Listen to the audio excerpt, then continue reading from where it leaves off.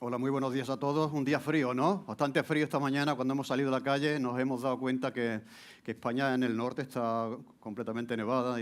Pero bueno, aquí estamos. Y hay un calor espiritual. Me encanta escucharos. Estoy delante, me encanta escucharos cantar y estar en lo que realmente estamos haciendo en esta mañana, y es adorar al Señor.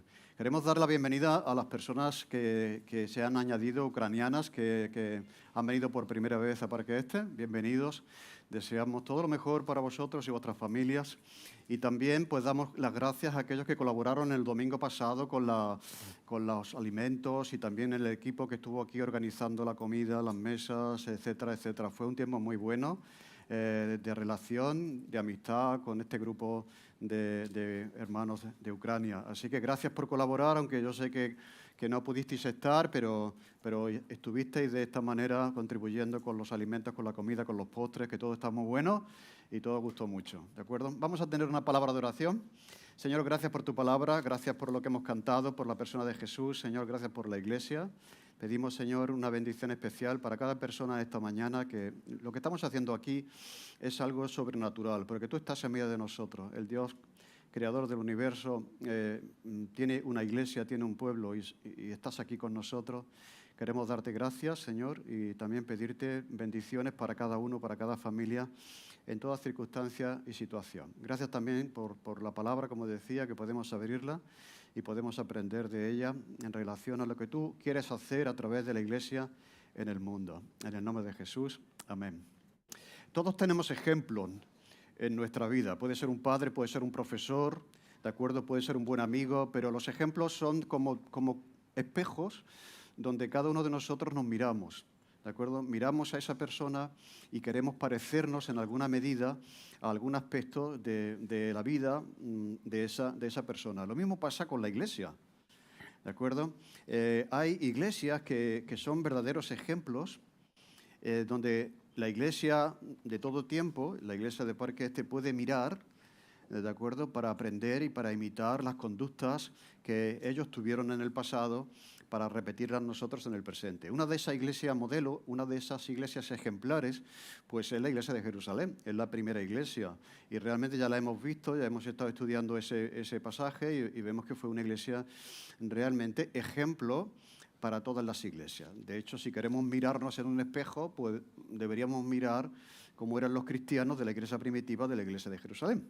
Pero hoy vamos a ver otro ejemplo, hoy vamos a ver otra iglesia que también viene a convertirse en un ejemplo. Todavía no ha surgido, todavía no existe, pero lo vamos a ver cómo nace, cómo viene al mundo en la iglesia. Hemos visto cómo uno se convierte en cristiano, cómo uno nace de nuevo, cómo uno pasa de no ser cristiano a serlo, y vamos a ver cómo una iglesia viene a ser iglesia. Hay un pasaje que Lucas nos deja aquí para que aprendamos de esta iglesia, de su nacimiento y de su ejemplo. Está en Hechos, capítulo 11, versículo 19 hasta el 30. Mientras que lo estáis buscando, pues bueno, deciros ya, el domingo que viene es Domingo de Ramos, ¿de acuerdo? Y ya estamos en Semana Santa. Vamos a hacer una parada aquí ya con la serie y después retomamos más adelante, pero los domingos que vienen, los dos domingos de Semana Santa, va a ser para centrarnos en ese hecho que celebra el cristianismo, ¿de acuerdo? Así que podéis invitar a personas a venir, porque hablaremos de la historia de la Semana Santa. Ahora bien, dice el texto, los que habían sido esparcidos a causa de la persecución que hubo con motivo de Esteban, pasaron hasta Fenicia, Chipre y Antioquía, no hablando a nadie la palabra, sino solo a los judíos.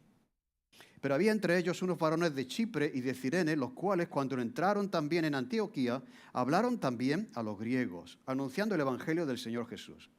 Y la mano del Señor estaba con ellos, y gran número creyó y se convirtió al Señor.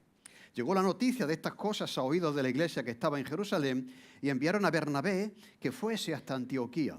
Cuando llegó y vio la gracia de Dios, se regocijó y exhortó a todos a que con propósito de corazón permaneciesen fieles al Señor, porque era varón bueno, lleno del Espíritu Santo y de fe. Y una gran multitud fue agregada al Señor. Después fue Bernabé a Tarso para buscar a Saulo, y hallándole le trajo a Antioquía. Y se congregaron allí todo un año con la iglesia y enseñaron a mucha gente, y a los discípulos se les llamó cristianos por primera vez en Antioquía. En aquellos días unos profetas descendieron de Jerusalén a Antioquía y levantándose uno de ellos, llamado Ágapo, daba a entender por el Espíritu que vendría una gran hambre en toda la tierra habitada, la cual sucedió en tiempos de Claudio.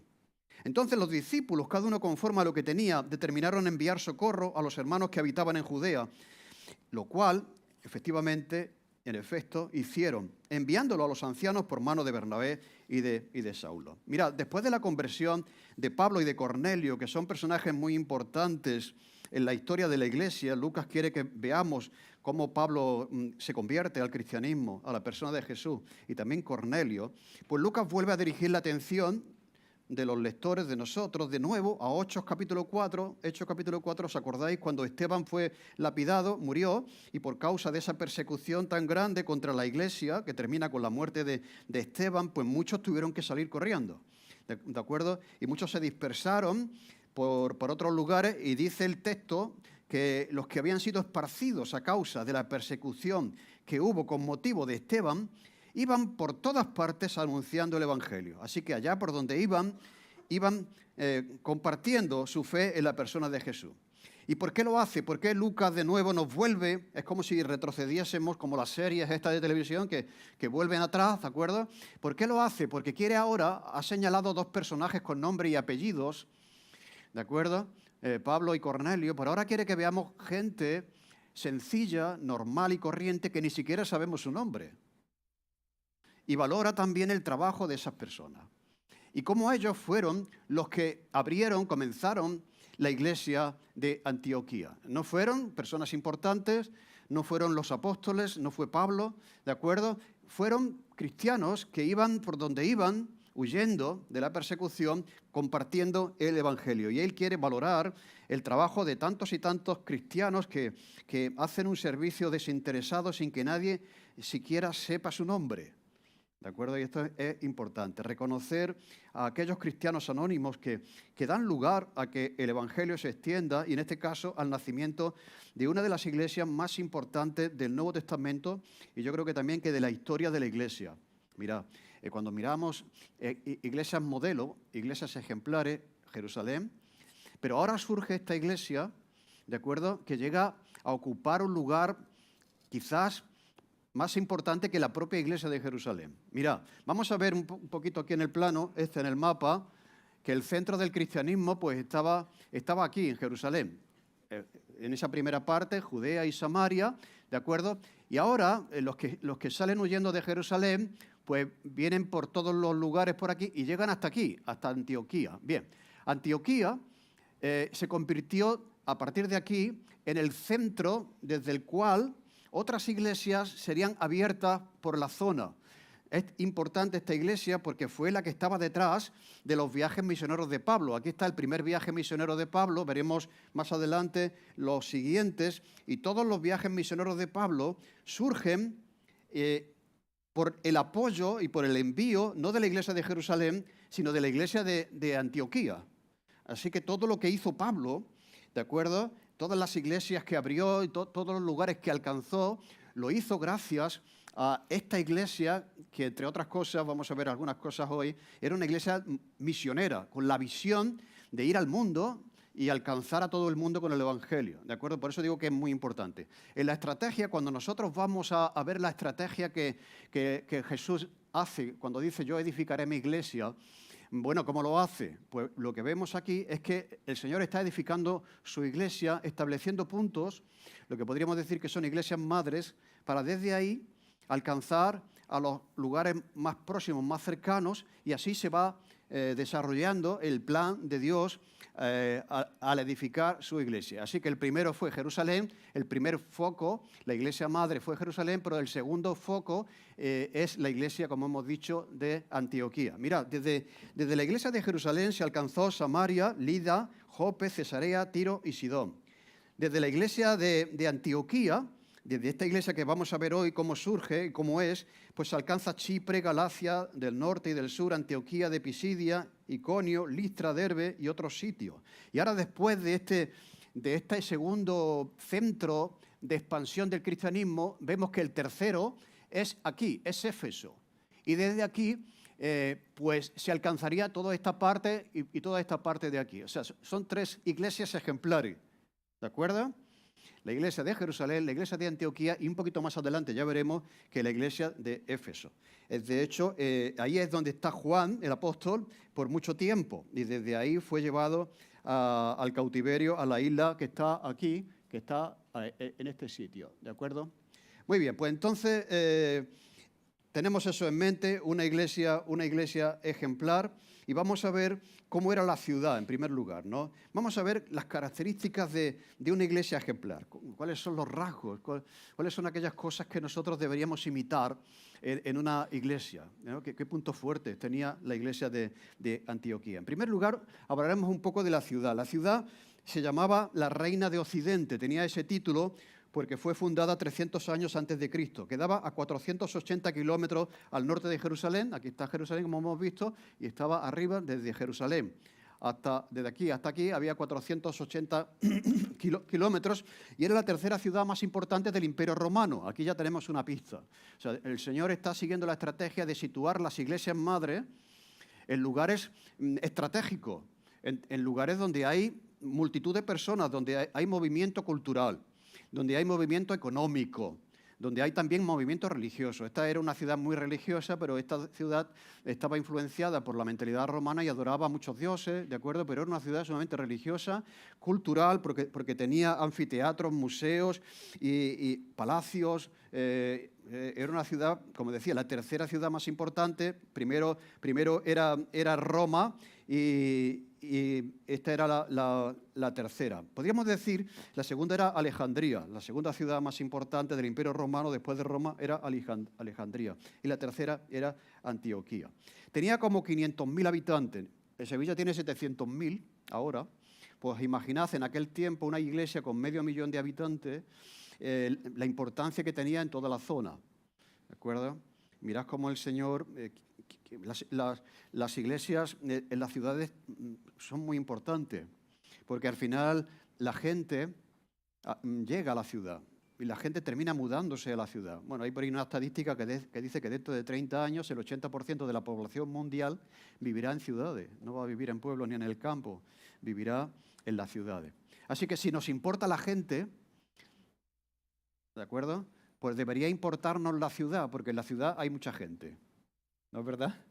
¿De acuerdo? Y como Sevilla es una ciudad, creo yo, que también estratégica, en todos los sentidos. Y así que es bueno estar en esta ciudad, que el Señor nos tenga en esta ciudad y tener una visión de expansión desde esta ciudad a otros lugares de Andalucía y del mundo. Así que el Señor está edificando su iglesia de esa manera, estableciendo esas iglesias que son focos para alcanzar a otros lugares, para alcanzar a muchas personas, con movimiento cultural, comercial, incluso religioso. Y ahora vemos cuáles son esas características de esta iglesia que admiramos, en la que quisiéramos mirarnos. En primer lugar, una iglesia ejemplar debe ser una iglesia que sea fiel a la palabra de Dios y no a sus tradiciones. Esto es algo que dijimos ya la semana pasada, ¿de acuerdo? Cuando la conversión de Cornelio, estuvimos explicando eso, pero este es un principio que vemos aquí. ¿Por qué lo digo? Por lo siguiente. Dice, ahora bien, los que habían sido esparcidos a causa de la persecución que hubo con motivo de Esteban, pasaron hasta Fenicia, Chipre, ¿de acuerdo? Está por ahí, y Antioquía. Y nos dice aquí que no hablaban a nadie la palabra, sino solo a los judíos. ¿De acuerdo? Dice, pero había entre ellos unos varones de Chipre y de Cirene, los cuales cuando entraron en Antioquía, hablaron también a los griegos. Este detalle es muy importante.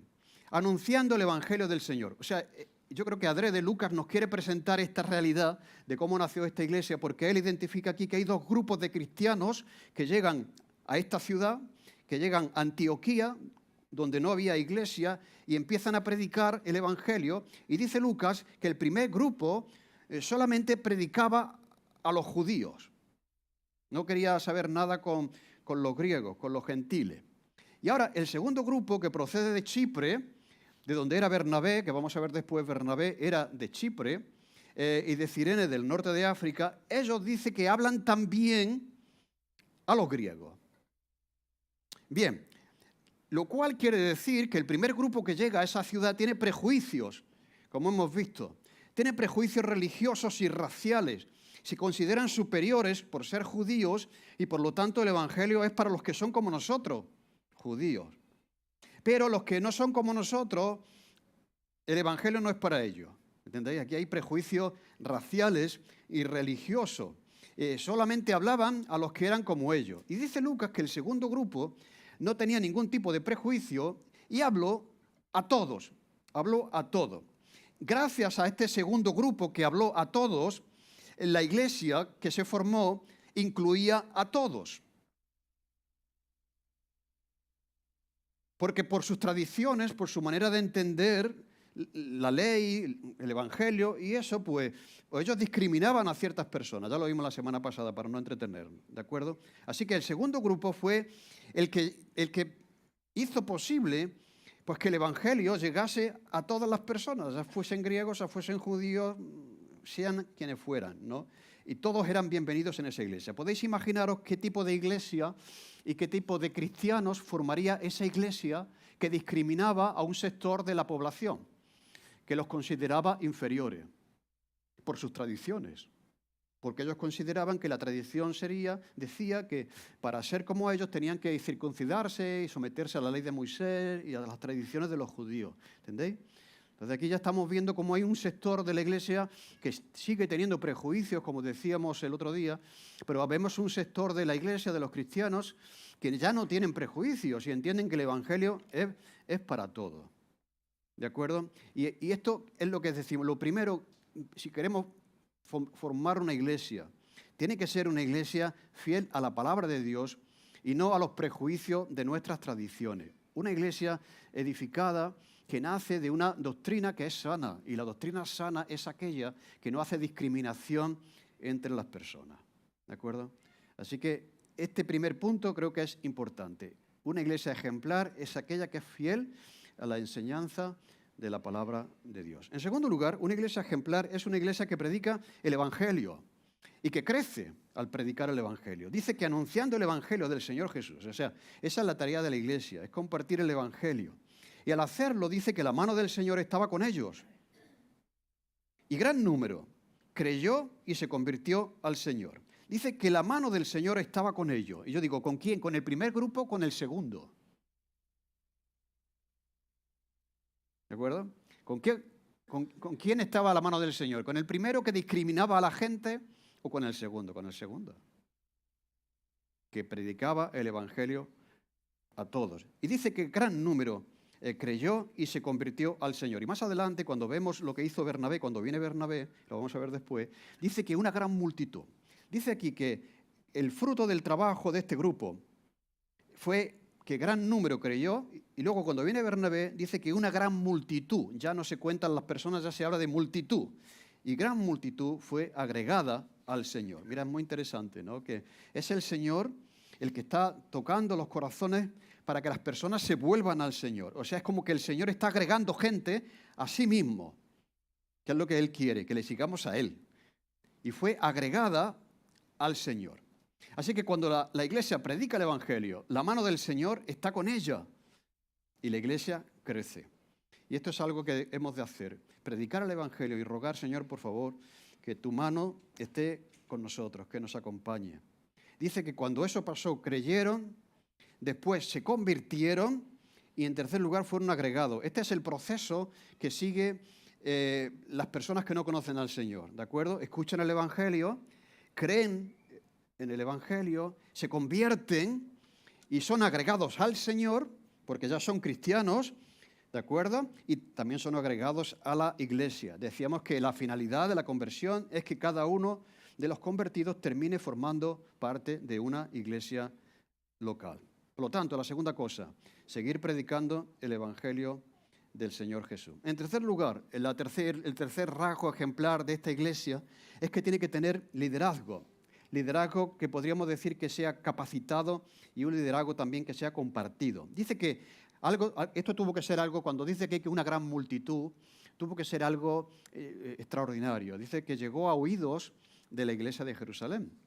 Y allí en la iglesia de Jerusalén estaban los apóstoles, ¿de acuerdo? Tuvo que ser algo, es como si tú escuchas que hay una iglesia en un lugar que está creciendo de una manera extraordinaria, ¿no?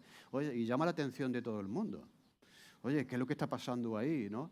Y lo que Dios estaba haciendo en esa ciudad, a través de estos cristianos anónimos, pues llegó a oídos de la iglesia que estaba en Jerusalén. Y entonces enviaron a Bernabé que fuese hasta Antioquía. Vemos aquí, veis, el trabajo de la iglesia madre, la iglesia de Jerusalén. No está ajena a lo que pase en el mundo. Se enteran y dicen, estos cristianos que acaban de nacer de nuevo, que son nuevos en el Señor, necesitan instrucción, necesitan cuidado. Hay que enviar a alguien para que eche una mano allí. Y entonces enviaron a Bernabé. Y cuando él llega, dice, vio la gracia de Dios. O sea, tuvo que ser, como digo, algo fantástico de ver. Y exhortó a todos, se alegró, y exhortó a todos que con propósito de corazón permaneciesen fieles al Señor. Porque era un hombre bueno, lleno del Espíritu Santo y de fe. Y gran multitud fue agregada al Señor. ¿Veis? Cuando él ahora llega, ahora es multitud la que es agregada al Señor. Después fue Bernabé a Tarso para buscar a Saulo y hallándole le trajo a Antioquía y se congregaron allí todo un año con la iglesia y enseñaron a mucha gente. Aquí, en este pasaje, hay bastante información sobre el liderazgo, cómo debe funcionar la iglesia. Y decimos, en primer lugar, que una iglesia ejemplar tiene que tener liderazgo. Liderazgo que sea capacitado, ejemplar, y liderazgo compartido. En primer lugar, debe tener liderazgo. Cuando se entera la iglesia, como decía de Jerusalén, envían a alguien. Envían a alguien, porque eran todos nuevos. Y tienen que mandar a alguien que tenga experiencia, que tenga formación, que tenga conocimiento, para que pueda ayudar en ese inicio de esa iglesia. Y envía, la iglesia de Jerusalén, envía a uno de los mejores hombres que tenía allí en la iglesia. Ese era Bernabé. ¿Os acordáis de Bernabé? Bernabé fue aquel que vendió sus posesiones cuando había necesidad en la iglesia para repartir y llegar a las necesidades de todos los pobres, ¿no? Su nombre significa hijo de consolación. Así que era una persona sumamente generosa y en todos los sentidos. Fue el que dio el paso, el que se arriesgó. Cuando Pablo se convierte, todos piensan que Pablo ha hecho una falsa conversión para poder así acceder y llegar a la iglesia para perseguir a los cristianos.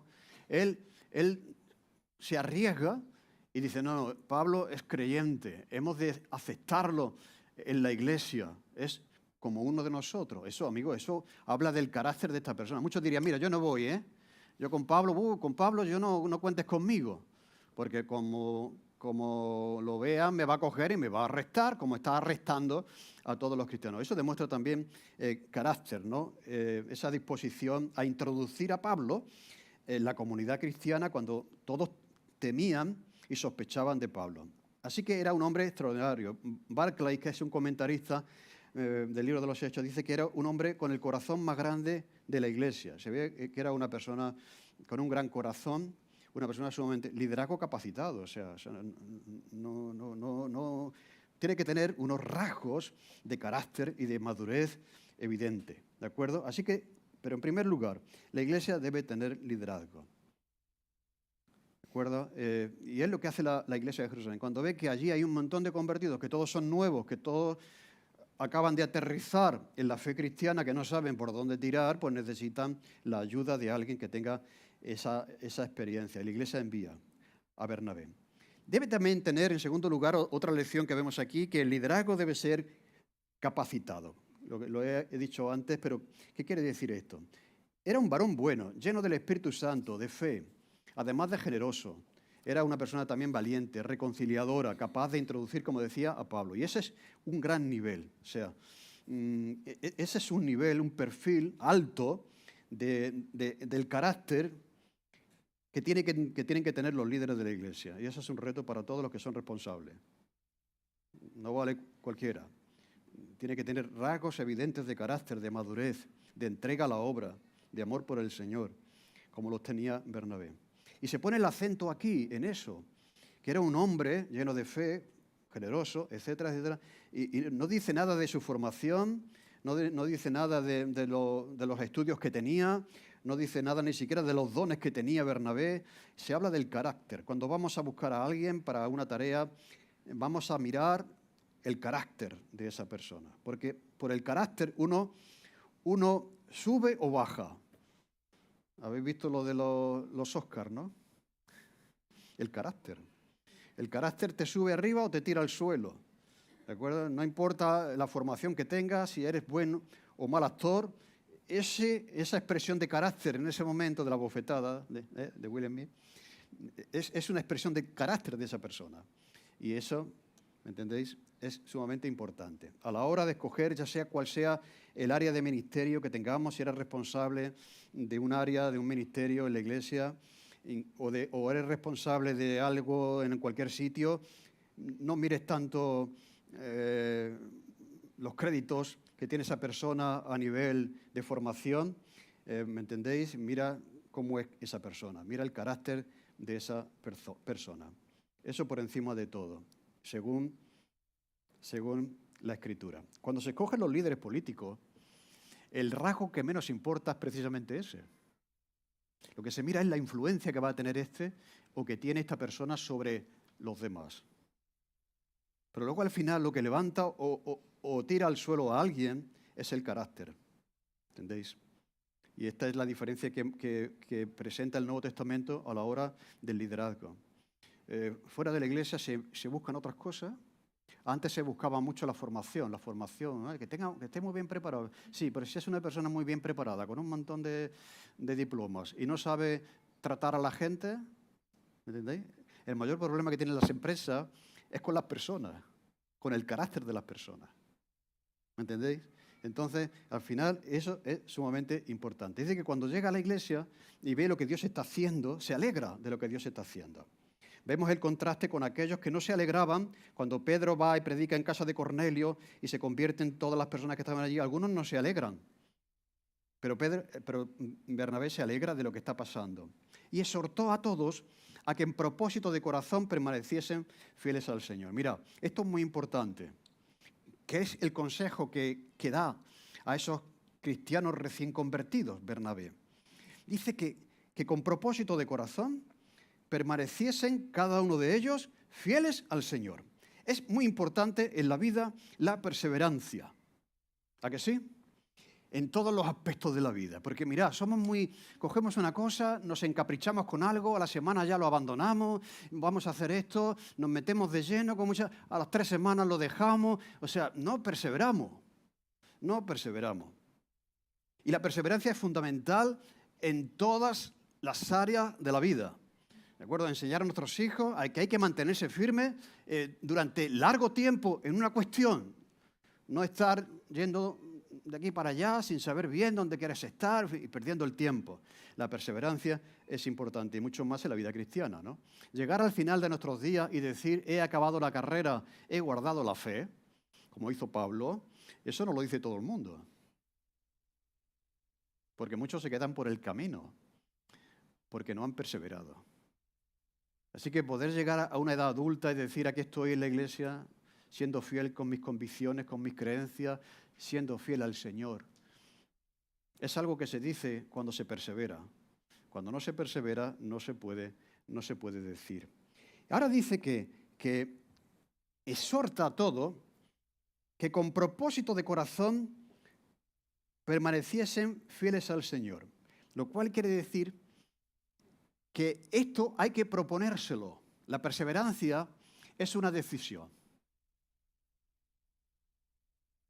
¿Qué es lo que les dice? Que con propósito de corazón, lo cual es una decisión, permaneciesen fieles al Señor.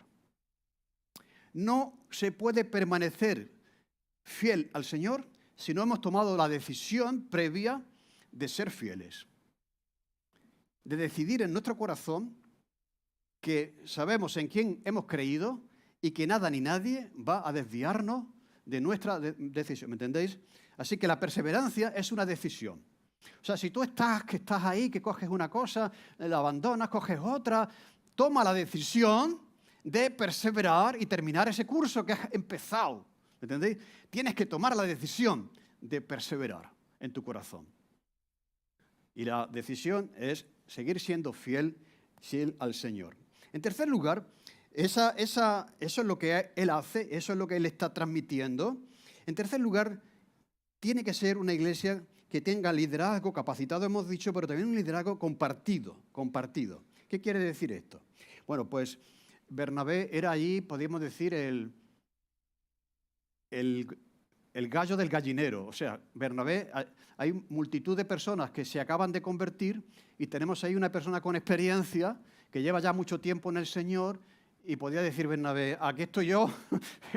No, pero fijaros que eso también forma parte de su carácter, del carácter de Bernabé, que cuando ve el trabajo que hay por hacer, una gran multitud se ha convertido. Y cuando él ve también las limitaciones que él tiene como persona, que no puede alcanzar a todo el mundo, dice que va en busca de Pablo. ¿Para qué? Para que le ayude. Este también es un rasgo de un buen líder, ¿de acuerdo? Y en todas las áreas de ministerio. Si tú eres responsable de Guambalán, búscate gente que te ayude. Hay que buscar gente que nos ayude, que nos eche una mano en la tarea que estamos realizando. Y Bernabé es lo que hizo. Él sabía que Pablo era un creyente genuino. Cuando Pablo se convierte tiene que huir porque querían matarlo y se fue a Tarso, que está por ahí, muy cerca de la iglesia donde estamos. Y entonces pues Bernabé sabe que Pablo está ahí y va en busca de Pablo para hacer un equipo. Ya no es uno, ya son dos. Trabajo en equipo, ¿de acuerdo? Para que le eche una mano en esa tarea que están realizando. Entonces dice el texto que cuando encuentra a Pablo, dice que viene con él y se quedaron allí, ¿cuánto tiempo? Todo un año, enseñando a mucha gente. Lo cual demuestra la necesidad de personas, de líderes, ¿de acuerdo? Que sean maduros, que sean cualificados, que trabajan con otros, que saben trabajar con otros y que están enfocados en formar y enseñar a mucha gente durante el tiempo que sea necesario. ¿De acuerdo? Eso es lo que hace aquí Bernabé. En cuarto lugar, tenemos 5, vamos por el cuarto. Una iglesia ejemplar es una iglesia no solamente con liderazgo capacitado y compartido, sino también una iglesia que está llena de seguidores de Jesús. Esto puede parecer, bueno, mirad, es que la iglesia la forman cristianos. Esto no es un club donde puede venir, ¿me entendéis? La iglesia, aquí puede venir todo el mundo, pero la iglesia son aquellas personas que siguen a Cristo. Dice que a los discípulos se les llamó cristianos por primera vez en Antioquía, lo cual quiere decir que la iglesia está llena de personas que son cristianas, personas que son seguidoras de Jesús. Se supone que los cristianos siguen a Jesús, pero en Antioquía, en esta ciudad, era evidente para los que no eran cristianos que estos eran cristianos. Fíjate, es muy interesante esto, porque una cosa es lo que tú digas y otra cosa es lo que digan los demás de ti. Eso es el testimonio, ¿no? Y en este caso es muy interesante que el nombre de cristiano no se lo pusieron los cristianos a sí mismos, sino que se los puso la sociedad que no era cristiana. O sea, al contemplar la manera de ser, la vida, el ejemplo de estas personas, ellos concluyeron diciendo, estos son cristianos. Así que es un título que no nos ponemos nosotros, se les llamó cristianos por primera vez, sino que nos pone la sociedad. Dicen los historiadores, y esto es gracioso, que la gente de Antioquía era muy buena para poner motes. Ahora os voy a preguntar, cada uno de vosotros tenéis un mote familiar. Eso se está perdiendo ya, la gente más joven, pero tú vas a un pueblo y tú no preguntes por Manolo. Tú dices el tuerto, o dices fulanito, o el cansado, el mote. ¿A que sí? Así que, ¿recordáis ya vuestros motes? Pues si no, preguntar a vuestros padres. ¿Tú qué mote tenía tu familia? ¿De acuerdo? Pues se ve que esta gente de Antioquía eran muy graciosos, eran como los de Cádiz. Eran muy graciosos para poner mote a la gente. ¿De acuerdo? Pero el mote, como son todos los motes, era para reírse un poco de la gente. Teníamos en el seminario, que él me perdone, un amigo que era muy chiquitito, muy chiquitito. Y había alguien muy gracioso que tenía esa habilidad. Dice, este se va a llamar Garbancito. ¿Os acordáis de Garbancito, del cuento de Garbancito, no? Y desde allí ya se quedó con Garbancito. O sea, pues era muy chiquitito, muy bajito, Garbancito. Ya en lugar de decirle fulanito, Garbancito. Vale, pues esto, para que veáis, ¿no? Entonces, lo que estaban haciendo es identificar a estas personas, pero de una manera, podríamos decir, jocosa, burlona, ¿de acuerdo? Y dice el texto de Hechos que Lucas, aquí se les llamó cristianos por primera vez. Antes se les llamaba discípulos, de hecho dice, y a los discípulos se les llamó cristianos por primera vez en Antioquía. Y desde ahí ya nos hemos quedado con ese nombre que nos define perfectamente. Antes se los llamaba discípulos, santos, hermanos, creyentes, aquellos que iban a ser salvos, los del camino, los que predicaban el Evangelio de Jesús, los que seguían a Cristo, y los que observaban en Antioquía dijeron, estos son los de Cristo, estos son los de Cristo. Mira, esos son los de Cristo, los que siguen a Cristo. Así que esto es un privilegio, que nos llamemos así, que los demás puedan ver que nosotros somos de Cristo y que seguimos a Cristo. Y en quinto y último lugar, una iglesia ejemplar debe ser una iglesia compasiva y una iglesia generosa. Es ejemplar este punto porque acababan de convertirse, eran nuevos en la fe. Y parece ser que una de las evidencias de la conversión fue la generosidad. Lo primero que surge después de su conversión es la generosidad. Una iglesia ejemplar siempre será una iglesia en la que veamos compasión y generosidad. Si no es así, no será una iglesia ejemplar. Mirad, dice que en aquellos días hubo un profeta descendiendo de Jerusalén, Antioquía, y levantándose uno de ellos, llamado Ágabo, daba a entender por el Espíritu que vendría una gran hambre en toda la tierra habitada, la cual sucedió en tiempo de Claudio. Esto es un dato que incluye aquí Lucas, que sucedió realmente. Entonces los discípulos, cada uno conforme a lo que tenía, determinaron enviar socorro a los hermanos que habitaban en Judea, lo cual, en efecto, hicieron, enviándolo a los ancianos por manos de Bernabé y de Saulo. Generosidad, socorro, ayuda a otros que están en peores condiciones que ellos. Pero antes de ver eso, vamos a decir algo sobre los profetas. Dice que descendieron de Jerusalén a Antioquía unos profetas. Bueno, ¿estos quiénes son? ¿De acuerdo? Mira, el ministerio principal en el Nuevo Testamento, en el libro de los Hechos, el ministerio principal era el ministerio de los apóstoles. Los apóstoles eran los testigos presenciales de la vida, de la obra y de la resurrección de Jesús. Así que lo vemos por todos sitios. Son los apóstoles. Después son los ancianos. Los apóstoles dan paso, cuando mueren los apóstoles, pues en las iglesias están los pastores y los ancianos que tienen esa responsabilidad, ¿de acuerdo?, ministerial para con la iglesia. También los diáconos. Pero hasta que no fuese terminado y concluido el Nuevo Testamento, fijaros que Jesús dice, en Lucas 16, dice que la ley y los profetas eran hasta Juan. Quiere decir que con Juan el Bautista termina la época de los profetas, pero sin embargo luego vemos todavía aquí algunos profetas que tienen ministerio, como el caso de Ágabo. Ágabo dice que va a haber un hambre en toda la región, y más adelante lo veremos, que le dice a Pablo, Pablo, no subas a Jerusalén porque te van a detener y te van a llevar preso. Te están buscando. Y Pablo dice, bueno, que sea lo que Dios quiera, pero no puedo evitar, tengo que ir a Jerusalén. Pero también le dice que le va a pasar eso. Bien, entonces, como decía, cuando el Nuevo Testamento todavía no es concluido, Dios se sirve todavía de profetas, de personas que transmitían una verdad de Dios, en este caso, a la iglesia de Antioquía. Fue por esa noticia que ellos supieron que iba a haber hambre, ¿de acuerdo? Y entonces, pues, tuvieron un ministerio durante ese tiempo. Dice que Felipe, ¿os acordáis? Felipe el evangelista, dice que tenía 4 hijas que profetizaban, lo cual quiere decir que predicaban, que enseñaban la profecía. Y Pablo dice, mira, si queréis algún don por encima de profetizad, lo cual quiere decir que las mujeres profetizaban y enseñaban y predicaban en la iglesia, ¿de acuerdo? Entonces, podemos ver que hay esos ministerios, ¿de acuerdo?, que son de los profetas, que profetizaban todavía, no teníamos la Biblia completa, y traían un anuncio del Señor para una situación concreta y específica. Y como decía, Lucas dice que Ágabo trae esta noticia de que va a haber un hambre tremenda en la zona, que sucedió efectivamente en tiempos de Claudio. Claudio fue un emperador que vivió durante el 41 al 54 después de Cristo. Y hay un historiador que recoge la historia de Israel en ese tiempo, que era Flavio Josefo, eso lo vais a ver con frecuencia. Flavio Josefo recoge, es un escritor extrabíblico que no es cristiano, pero está recogiendo lo que está pasando en su nación, pues confirma realmente que en esa época se dio una gran hambre y mucha gente murió porque no había alimento, aproximadamente en el año 46.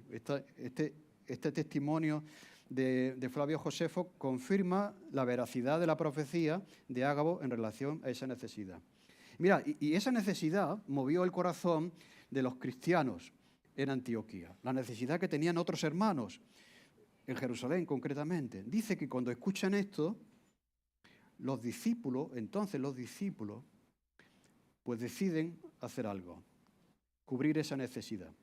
Allí estaba la iglesia, allí estaban los discípulos de Antioquía. Y esa respuesta fue una evidencia, como decía, de la conversión. Una de las cosas que va a producir la conversión, el Espíritu Santo en tu vida, es que de no ser generoso, vas a ser generoso, porque Dios es generoso y quiere reproducir ese carácter que Él tiene contigo para que tú lo tengas con los demás. Y es muy interesante que una iglesia recién convertida tenga esa respuesta de generosidad hacia los necesitados. Es una señal de madurez. Cuando hay una necesidad, los cristianos y la iglesia responden como nosotros también debemos responder, como lo estáis haciendo con todo lo que se está trayendo, con la necesidad que el Señor ha puesto delante de nosotros. Y dice aquí más Lucas, porque nos enseña cómo hacerlo. Dice, cada uno conforme a lo que tenía. Bien, la iglesia responde, pero ¿cómo lo hace? Cada uno responde de acuerdo a lo que tiene. Tú no puedes responder con lo que no tienes. ¿De acuerdo? Dice cada uno de acuerdo a lo que tenía, pues respondió. Los que tenían más podían responder con más. Los que tenían menos podían responder con menos. El caso es que unos y otros respondieron ante la necesidad. ¿De acuerdo? En tercer lugar, dice, determinaron enviar socorro a los hermanos que habitaban en Judea. Mira, como digo, es una iglesia hija que ahora asume la responsabilidad de ayudar a la iglesia madre. Es la iglesia madre la que está en necesidad y ellos ayudan en esa necesidad. Ellos probablemente no tenían ese problema o probablemente lo tuvieron más adelante, pero sea como fuere, ellos tenían que ayudar a la iglesia de Jerusalén. Determinaron enviar socorro a los hermanos que habitaban en Judea, lo cual quiere decir también que dar es una decisión. Lo mismo que perseverar. Tú no vas a perseverar si no decides que vas a perseverar, que te vas a mantener firme. Igualmente tiene que ver esto con la generosidad. Si tú no decides dar, tú no vas a dar. Si tú ante una necesidad no decides, pues yo voy a ayudar, yo voy a traer ropa, voy a traer comida o voy a donar dinero, si no lo decides, no vas a hacerlo. Es una decisión. Ellos decidieron responder y ayudar ante esa necesidad que se iba a producir en Jerusalén. ¿De acuerdo? Entonces, hay necesidades que tenemos alrededor. No podemos cubrir todas las necesidades, pero tenemos que responder a las necesidades que se plantean en nuestra iglesia. Es incomprensible que uno esté en una iglesia y no colabore con las necesidades que esa iglesia tiene. Hay que decidir. Si no lo estás haciendo, tienes que decidir responder, dar auxilio ante la necesidad que tenemos por delante. Determinaron enviar socorro. Y después dice, ¿qué dice? Lo cual, en efecto, hicieron. Bien, hay que decidir dar, pero no se puede quedar en una decisión. Una vez que decides dar, tienes que dar. Ellos podían haber dicho en un momento, sí, yo me comprometo con esto, cuenta conmigo, yo voy a ayudar en eso, pero se puede quedar en buenos deseos. Los buenos deseos no cambian las cosas. Lo que cambian las cosas y las situaciones son las acciones. Es muy interesante que Lucas recoge esto de esta manera. No solamente deciden que tienen que ayudar, sino que lo hacen, lo cual, en efecto, hicieron. Hay que decidir dar, y una vez que tú decides que vas a dar, da, empieza a dar, contribuye a las necesidades, a suplir las necesidades de la iglesia o aquellas cosas que se presenten. Y yo que les digo que, como dice el texto de la Biblia, aquellas cosas que se pongan a mano para hacer, hazlas según tu fuerza. La verdad es que no teníamos planeado todo esto que ha ocurrido con los hermanos ucranianos, ¿no? Pero ¿cómo podemos mirar para otro sitio? ¿Entendéis? El Señor nos ha dado esa oportunidad, hemos decidido ayudar y estamos ayudando. ¿De acuerdo? Pues lo mismo plantéatelo en cuanto a las necesidades de la iglesia donde tú estás. Si no has decidido todavía contribuir al sostenimiento de la iglesia, decídelo, porque no vas a hacerlo si no lo decides. Pero una vez que lo hayas decidido, comprométete y hazlo, lo cual, en efecto, hicieron. Debemos ser intencionales en este sentido. No hay mayor bendición que poder sentirnos parte de la iglesia en ese sentido de contribuir con las necesidades que tiene esa iglesia. Así que yo te animo, si todavía no estás comprometido con el sostenimiento de Parque Este, que lo hagas, que lo decidas y que te sumes a tantos y tantos que ya están comprometidos para hacer posible la visión y la realidad de la iglesia. Esta era una iglesia ejemplar. Esto es un gesto ejemplar. Y nosotros tenemos que imitar lo que hicieron estos hermanos de Antioquía. Somos una iglesia en una ciudad importante, en una ciudad estratégica, y yo quiero ser como la iglesia de Antioquía. ¿Tú no? Queremos ser una iglesia que sea fiel a lo que dice la Biblia, a lo que dice la palabra de Dios, que anuncia el Evangelio, y la iglesia crecerá cuando anunciemos y compartamos las buenas nuevas. Que tenga liderazgo capacitado, compartido, como tenemos aquí. Que somos seguidores del Señor, que la gente de la calle pueda ponernos ese mote. Tú eres cristiano, ¿no? Porque tú eres diferente. Tú eres un seguidor de Jesús, porque tú no hablas como habla el resto de la gente. ¿Entendéis? Seguidores de Jesús. Y que seamos compasivos y generosos ante las necesidades que se nos presenten. No podemos cubrir todas las necesidades, pero aquello que el Señor ponga en tu mano para hacer, hazlo conforme a tu fuerza. Esas obras que Dios preparó de antemano, como dice Efesios, para que nosotros podamos contribuir a ella, anduviésemos en ella. Es un buen espejo, ¿no? Esta iglesia, donde podemos mirar. Pues no todas las iglesias son iguales. Esta era una iglesia ejemplar. Y nosotros queremos serlo, con la ayuda del Señor. Que el Señor nos ayude a serlo. Amén. Señor, te damos gracias porque podemos ver aquí hoy cómo nace una iglesia y el carácter que esta iglesia tiene, cómo debe ser, para lo que tú quieras hacer con ella en otros lugares y en otros territorios. Te damos gracias por tu palabra, Señor. Gracias por el ejemplo de la iglesia de Antioquía, de la iglesia de Jerusalén, de otras personas que admiramos y de otras iglesias que también admiramos, por su ejemplo, por su compromiso, por su amor, por su fidelidad a tu palabra, Señor, por su generosidad y socorro ante la necesidad. Que nos parezcamos, Señor, a nivel personal, a nivel familiar y también a nivel eclesial, a la iglesia de Antioquía. Te lo pedimos en el nombre de Jesús. Amén.